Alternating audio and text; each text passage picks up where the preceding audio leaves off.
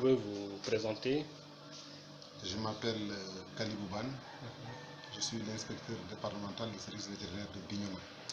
Inspecteur, on s'achemine vers le Gamou départemental.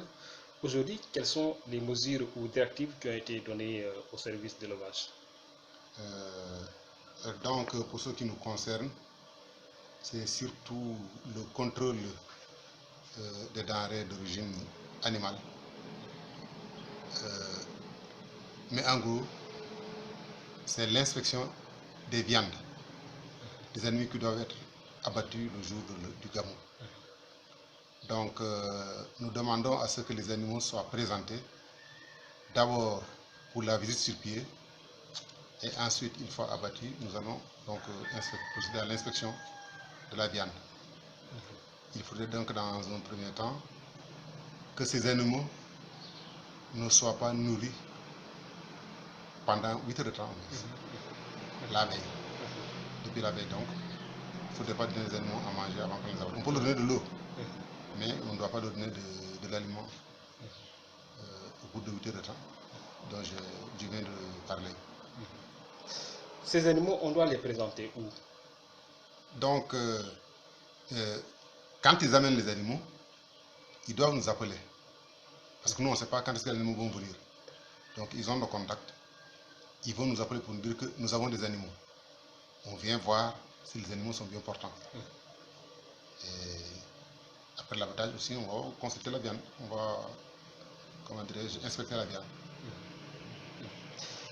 Alors, on sait que les lieux d'abattage sont nombreux. Quels sont là aussi, est-ce que vous avez le matériel nécessaire pour se déplacer au cas où, n'est-ce pas, donc ces animaux ne sont pas présentés? Non, pas si ces animaux ne sont pas présentés. Tous les animaux doivent être présentés. Parce que l'année passée, on n'a pas eu de problème. Tous les animaux sont présentés. On passe, on recense les animaux qui doivent être abattus. Donc, au niveau de là où doivent abattre les animaux, ils font appel à nous. Avant qu'ils ne les abattent. La veille. Alors, puisqu'on connaît déjà les sites, et ils vont nous donner l'heure d'abattage. On vient assister. Parce que quand on abat l'animal, il faut qu'il ait une très bonne saignée et il faut qu'il ait le contrôle de la viande. Quelles sont les conséquences pour les animaux qui ne sont pas soumis au contrôle de votre service? Vous savez, il y a ce qu'on appelle les zoonoses.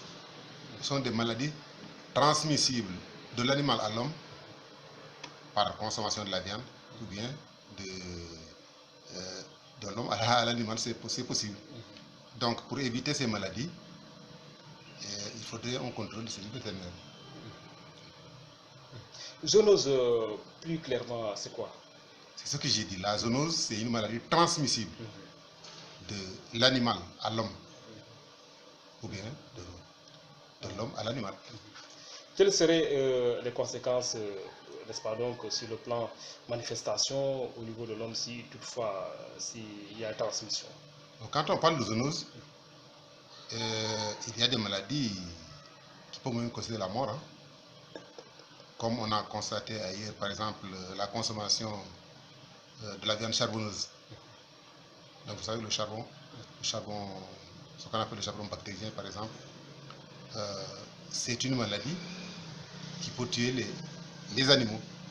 Mais aussi, avec la consommation de la viande, l'homme, quand il est atteint, si on n'intervient pas à temps, il peut mourir. On vous remercie. Merci.